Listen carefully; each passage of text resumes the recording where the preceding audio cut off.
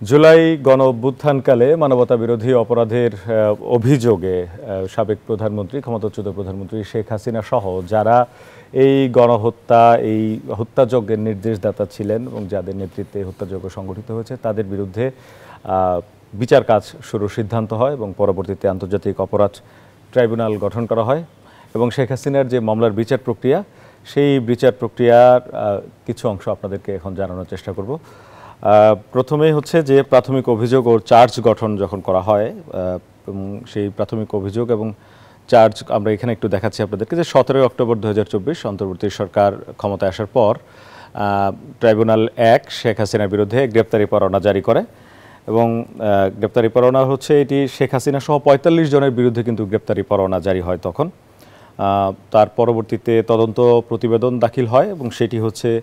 মে মাসে 2025 সালের অর্থাৎ এই বছরের মেতে হচ্ছে তদন্ত প্রতিবেদন দাখিল করা হয়। এর মধ্যে সাবেক প্রধানমন্ত্রী শেখ হাসিনা, সাবেক স্বরাষ্ট্রমন্ত্রী আসাদুজ্জামান খান কামাল এবং চৌধুরী আব্দুল্লাহ আল মামুন এই তিনজনের বিরুদ্ধে তদন্ত প্রতিবেদন দাখিল করা হয়, আনুষ্ঠানিক প্রতিবেদন দাখিল করা হয়। পরবর্তীতে আপনারা জানেন যে পরে রাজসাক্ষী হয়েছেন আব্দুল্লাহ আল মামুন এবং যে এর পরেই হচ্ছে এই যে চার্জ গঠন ও বিচার শুরু হয় জুলাই 2025-এ 10 জুলাই 2025 ট্রাইব্যুনাল এই তিনজনের বিরুদ্ধে মানবতাবিরোধী অপরাধের অভিযোগ গঠন করে বিচার শুরুর নির্দেশ দেন। এই হচ্ছে প্রাথমিক অভিযোগ ও চার্জ গঠনের। তারপর 10 জুলাই শেখ হাসিনার বিরুদ্ধে চার্জ গঠন করে বিচার শুরু হয়। 10 জুলাই 2025 সালে শেখ হাসিনার বিরুদ্ধে চার্জ গঠন করে বিচার শুরুর নির্দেশ দেন ট্রাইব্যুনাল এবং এটির পরে কিন্তু চার্জের পরে তদন্ত প্রক্রিয়া শুরু হয়ে যায়। এরপর তদন্ত প্রক্রিয়া শুরুর সময় যেটি হয় যে আইনজীবী পরিবর্তন করতে হয় এবং তখন আইনজীবী পরিবর্তন এবং কি কারণে পরিবর্তন করা হয়, আমিনুল গনি টিটু তিনি আসামি পক্ষের রাষ্ট্রনিযুক্ত আইনজীবী ছিলেন এবং তাকে স্বার্থের সংঘাতের কারণে কিন্তু অপসারণ করতে হয়, কনফ্লিক্ট অফ ইন্টারেস্ট যেটি বলা হয়। তার পরবর্তীতে আসামি পক্ষের যে আইনজীবী পরিবর্তন করা হয়, পরিবর্তন করে নতুন আইনজীবী অ্যাডভোকেট আমির হোসেন তাকে হচ্ছে নিযুক্ত করে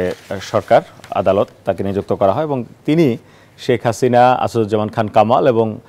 চৌধুরী আব্দুল্লাহ আল মামুন এই তিনজনের পক্ষে সেখানে আইনজীবী হিসেবে কাজ করছেন। আপনারা দেখেছেন তাদের বক্তব্য, বিশেষ করে আমির হোসেনের বক্তব্য আমরা দেখেছি যে এই বিচার কাজ শেষ হওয়ার পর তিনি কিন্তু ন্যায় বিচার প্রত্যাশা করে বলেছেন যে শেখ হাসিনার তিনি সাজা হবে না এমনটা প্রত্যাশা করেছেন। তো এর পরবর্তীতে তদন্ত প্রক্রিয়ায় যেটি ছিল যে প্রাথমিক এবং বিবিধ মামলা দায়ের যেগুলো করা হয়েছে এগুলো তদন্ত সংস্থাকে অনুসন্ধানের জন্য যখন নির্দেশ দেন ট্রাইব্যুনাল, তদন্ত সংস্থা কিন্তু সেগুলো তদন্ত শুরু করে এবং এই তদন্তের ক্ষেত্রে যেই প্রাথমিক মামলা যেগুলো করা হয়েছিল সেইগুলো একই সঙ্গে ওই ট্রাইব্যুনালের বাইরে অন্য জায়গায় যে মামলাগুলো দায়ের করা হয়েছে সেইগুলোর ব্যাপারেও কিন্তু একটা নির্দেশনা এসেছিল এবং সেগুলো কিন্তু খতিয়ে দেখেছেন এবং এর পরবর্তীতে কিন্তু সাক্ষ্য প্রমাণ সংগ্রহের বিষয়গুলো চলে আসে এবং তদন্ত সংস্থার সদস্যরা বিভিন্ন জায়গায় বিভিন্ন ভিডিও, অডিও, বিভিন্ন নথি নিয়ে কিন্তু তারা তদন্ত শুরু করেন। বিশেষ করে ভুক্তভোগী সাক্ষী আন্দোলনকারীদের সাক্ষাৎকার, অফিসিয়াল নথি, ভিডিও ফুটেজ তারা জোগাড় করেছেন বিভিন্ন জায়গা থেকে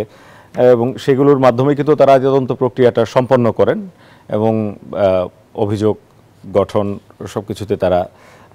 এগিয়ে যান। বিশেষ করে গণমাধ্যমের রিপোর্ট আছে, অস্ত্রের আলামত আছে, ভিডিও ফুটেজ যেগুলো আমি বলেছি, বিশেষ করে ডিজিটাল প্রমাণ সেগুলো তো আছে। একই সঙ্গে যে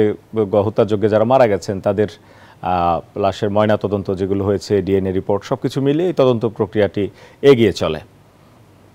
এক্সট্রিম মশার কয়েল প্ল্যান্ট ফাইবার দিয়ে তৈরি, তাই সহজে ভাঙে না, সুগন্ধিযুক্ত ও নিরবিচ্ছিন্নভাবে জ্বলে। ডেঙ্গু, চিকুনগুনিয়া বাহি সহ যে কোনো মশার বিরুদ্ধে দেয় এক্সট্রিম সুরক্ষা।